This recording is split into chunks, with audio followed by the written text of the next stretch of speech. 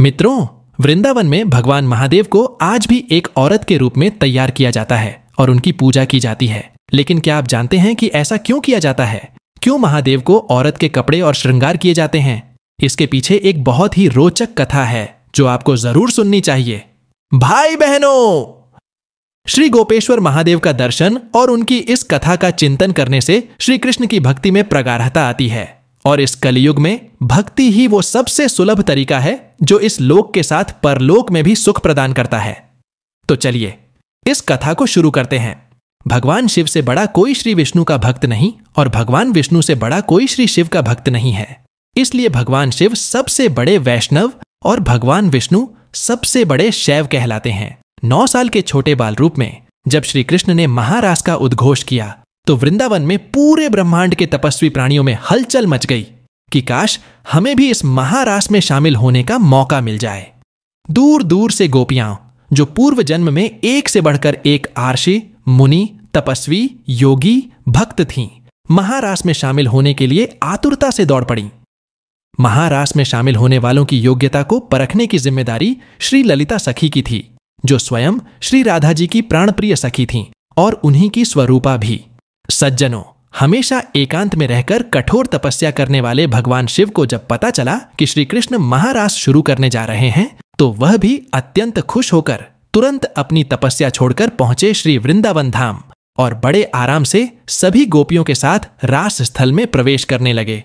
पर द्वार पर ही उन्हें श्री ललिता सखी ने रोक दिया और बोली, हे महाप्रभु, रास में सम्मिलित होने के लिए स्त्रीत्व जरूरी है।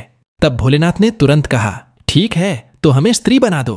तब ललिता सखी ने भोलेनाथ का गोपी वेश में श्रृंगार किया और उनके कान में श्री राधा कृष्ण के युगल मंत्र की दीक्षा दी।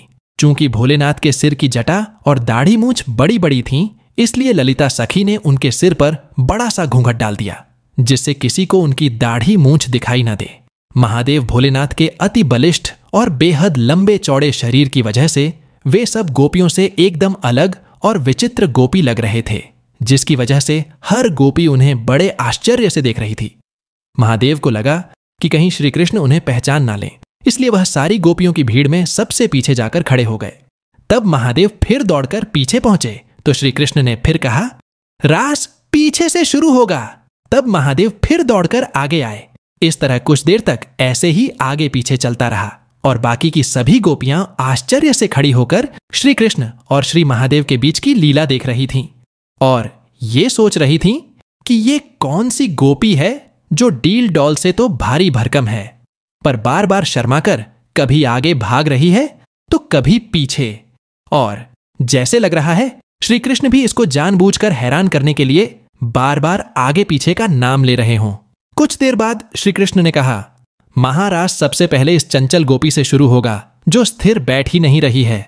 यह कहकर श्री कृष्ण ने भोलेनाथ का घूंघट हटा दिया और आनंद से उद्घोष किया, आओ गोपेश्वर महादेव, आपका इस महारास में स्वागत है। और उसके बाद जो महा उत्सव हुआ वह ऐसा था कि ऋषि महर्षि भी हाथ जोड़कर नेति नेति कहते रहे। इस महारास के महासुख को शब्दों में बयान नहीं किया जा सकता है। तब से आज तक भगवान शिव शंकर वृंदावन में गोपेश्वर रूप में ही निवास करते हैं। वृंदावन के गोपेश्वर महादेव मंदिर में, जहां उनका रोज शाम को गोपी रूप में नित्य रास के लिए श्रृंगार किया जाता है। भाई बहनों, श्री गोपेश्वर महादेव का दर्शन और उनकी इस कथा का चिंतन करने से श्री कृष्ण की भक्ति में प्रगाढ़ता आती है और इस कलयुग में भक्ति ही वो सबसे सुलभ तरीका है जो इस लोक के साथ परलोक में भी सुख प्रदान करता है।